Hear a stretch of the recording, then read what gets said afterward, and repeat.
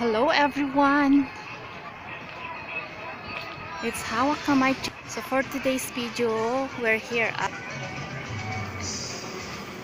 Pumpkin Fest dito sa may Downies farm. So kanina guys, nagpunta kami sa apple farm. Ngayon dito naman tayo ngayon sa pumpkins or kalabasa. Ayan, di ba ang dami guys, oh. Ayan, namimili na sila guys ng para sa kanilang Halloween. Grabe. Ayan. Downies farm pa rin guys kami. Pero iba lang yung kanilang tawag nito.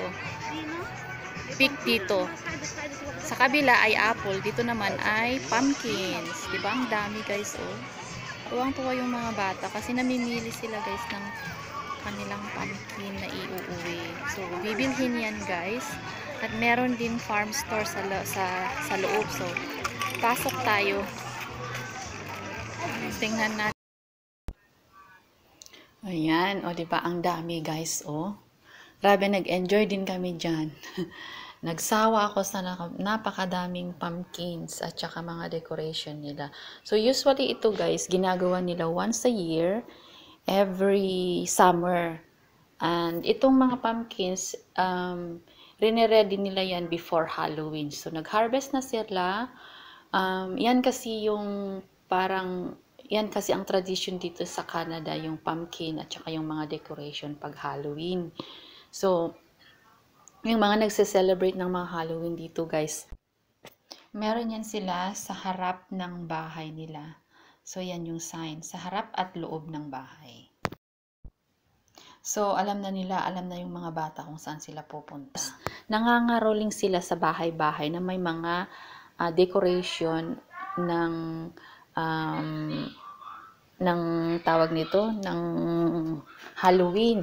So, pupunta yung mga bata doon at sa mga bahay-bahay na may mga ganyan at manghihingi sila or mamibigay din yung mga tao ng chocolates. Gaya rin sa atin, sa Pilipinas naman is, ginagawa natin yan pag Christmas, di ba? Nangangaroling tayo sa Pilipinas or sa mga bahay-bahay. Ganun din dito. Pero, hindi Christmas. Halloween nila yung ginagawa. So, ayan, nag-ikot-ikot. Kompleto dito guys, meron din bilihan ng mga burger, mga lunch, pagkain, ice cream, and everything. Meron din silang mga souvenirs na tinda. So, dyan ay tiningnan ko kung anong makain, pero ayaw ko yung mga kaya hindi ako bumili. So, walang problema sa mga washroom, park ng mga bata, laruan ng mga bata. At kung gusto mo naman, dalhin mo yung anak sa loob, meron din doon magpet ng mga animals. So, ayan. Napakadaming tao, guys. Puno ang parkingan. Puno ang parking area. At saka, masaya yung mga bata. Masaya sila.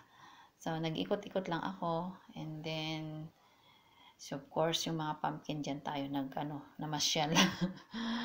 Alright. So, ayan lang, guys.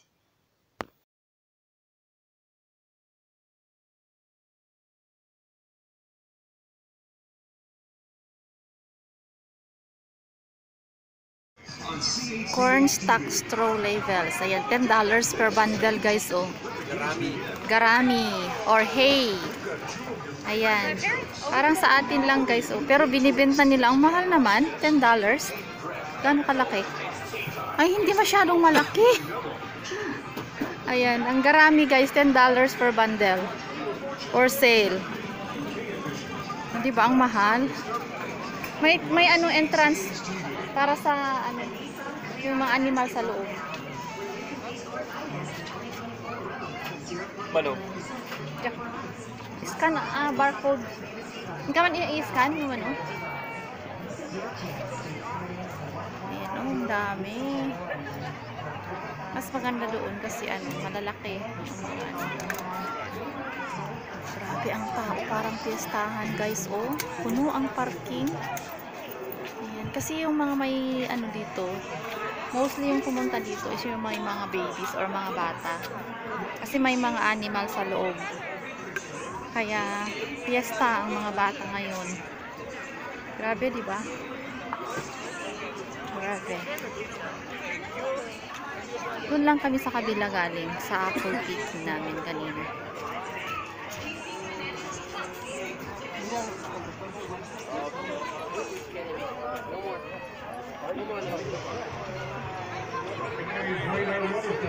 We got ourselves full time for this Saturday afternoon and lots of it into this evening. Salamat. So this is the part 2 of our gala today. So yung part 1 is yung gala, ay yung apple picking, at saka itong part 2 is pumpkin fest. So dito makikita natin yung mga ang dami-daming pumpkins or kalabasa. Diba pa? Arte-arte pa. Kalabasa. Yes, Sabrina. We didn't. Oh. Ready, Noah? Cheese, look at me. Look at the apple. Ang ganda mag-picture doon. Where's the apple on my phone? Where's the apple? Okay.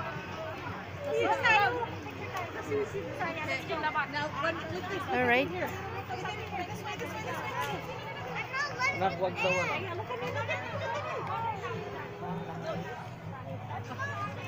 Let's go.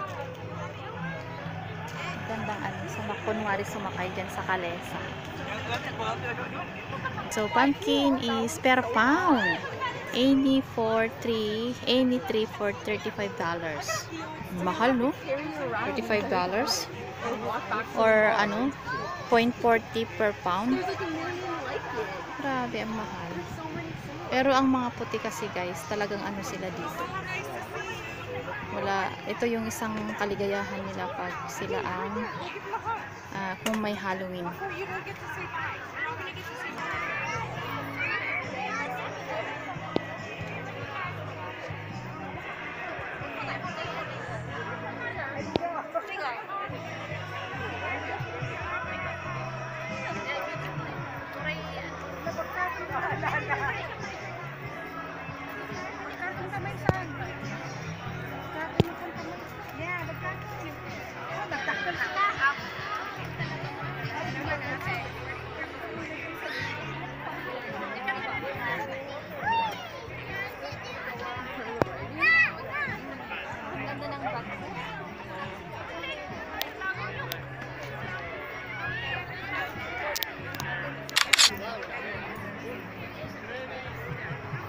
Kita ka tiya.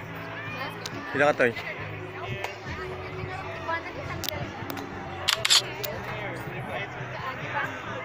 Ang pagnaan nga road.